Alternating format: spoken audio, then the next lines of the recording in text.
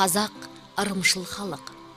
Ұрпағының аман-сау өсіп жетілуі үшін түрлі тыйымдар мен дәстүрлерге жүгінген. Сондай дәстүрдің бірі тұмаққа салу.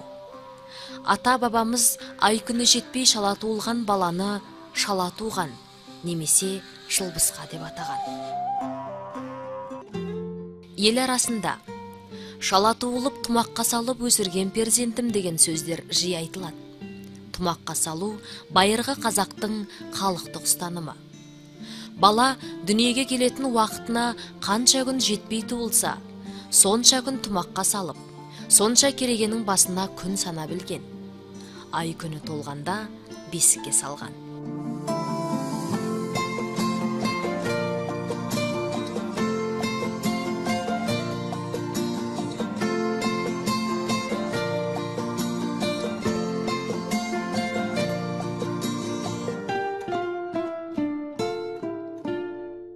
Шала туылған сәбидің тез жетілуі үшін оның анасына да ерекше күтім жасаған.